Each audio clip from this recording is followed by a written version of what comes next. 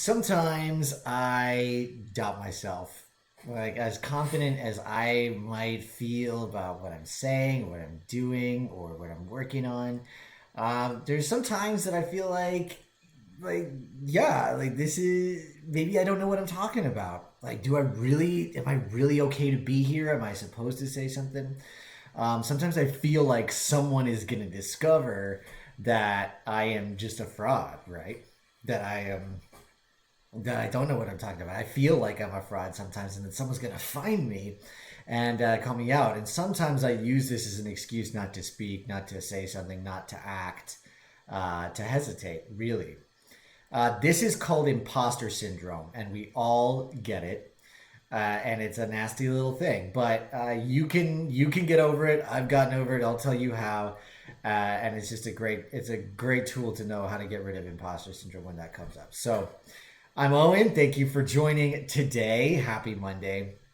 I hope that you will subscribe to my channel, please, and also join your fellow abundance hackers in a conversation in our Facebook group. I am posting a link in the chat right now. Go ahead and join and oops. There we go. Abundance hackers. There we go. Much better. All right.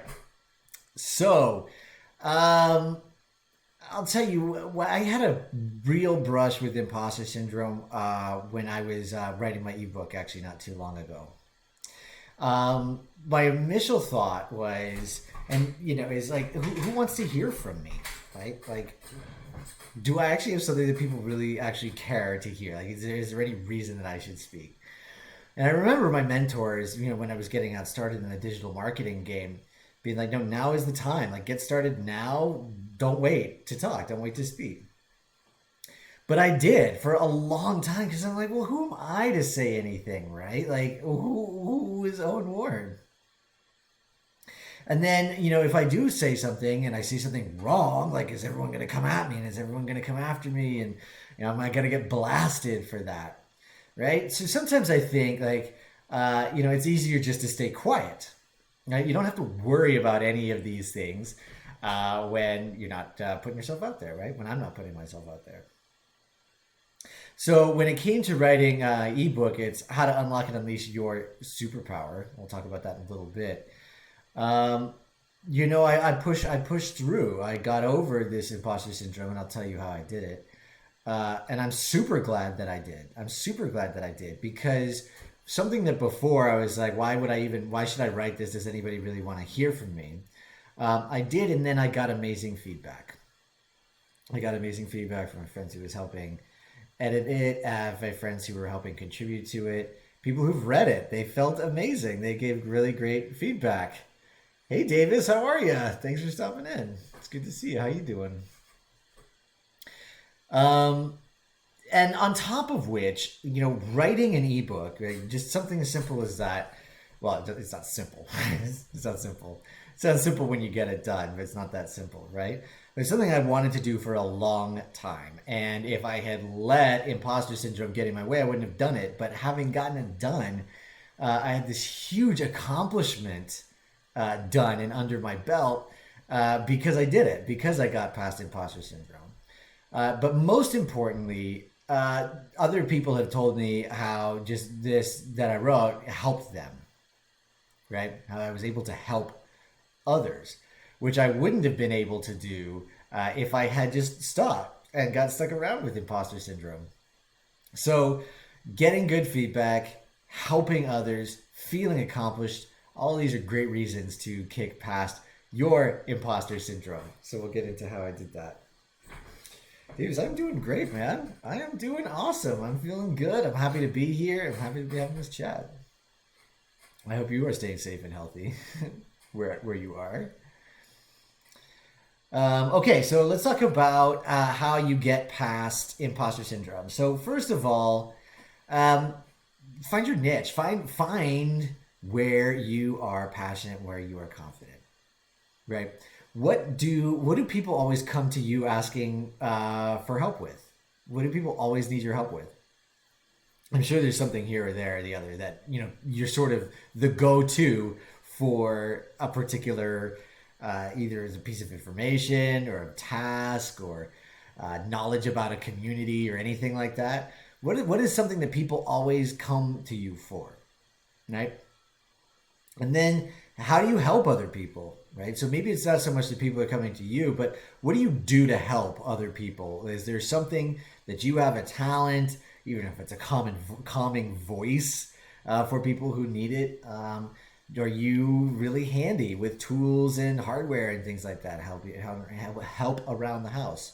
What do you jump in with to help other people? And then at the end of the day, too, like, what is it that you just like doing? And you might recognize this. We've talked about this before. What makes you happy when you are doing it? That connects with your passion. But we'll get to that. We'll get to that, right? This all comes back around to your passion. So when you find your niche, when you figure out what it is that you like to do, what it is that you do to help other people, and what other people come to you for, knowing what this is already is going to help you get past the imposter syndrome. Because if you are doing something already that people are already coming to you for, or you are continuing to help people in the way that you already have, and you're doing something that you like, even if you feel like an imposter while you're doing this, even if you're not the biggest expert and you feel you don't have any right to say anything about that, if you are helping other people and people are coming to you for it, then you have every right and every authority. And in fact, it's your moral obligation to speak, to act, to bring what it is that you have to more people like that so that you can help them, right? If you have something that can help other people, you have to bring it to them. So when you're doing this, then it's much easier to do the important step in overcoming imposter syndrome, which is becoming your own biggest cheerleader. The only person who's stopping you really from moving forward is you.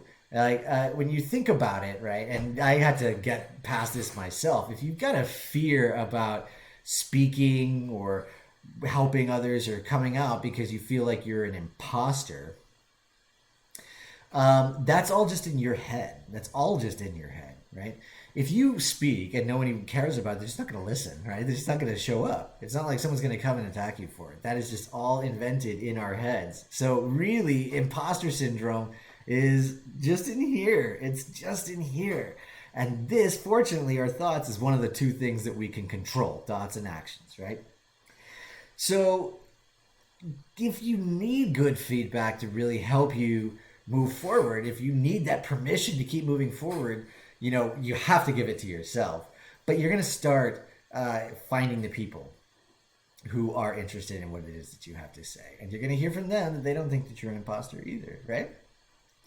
And then the biggest thing about all of this too is that, yes, anytime you put anything out there, and I do this all the time too, I've been doing it with this very stream series that I've been working on with you here, is that you're going to learn and you're going to adjust as it goes along. It's not going to be perfect as it comes out of the gate. Nothing is. Done is the new perfect. That's what my mantra is at the moment. And it's a big one, right? You're going to learn, you're going to adjust, right? If you've got imposter syndrome working on you, if you get some negative feedback or some ideas of where you need to adjust and change what it is that you're doing, it's going to be really, really hard to do that because you're going to be taking it all very, very personally. And you're going to be telling yourself you're an imposter, and maybe you're even just going to stop altogether. And we don't want that to happen. We don't want that to happen. So getting over imposter syndrome, once you are connected with what it is that you want to do, you understand that you have complete control over it and that you're going to get feedback and you're going to adjust from your audience, then all of it goes away and none of it matters any longer. So it's really easy to fall into imposter syndrome if you are doing something that you don't want to be doing, if you are working on something that is not connected with who you are as a person, with what your passion is, right?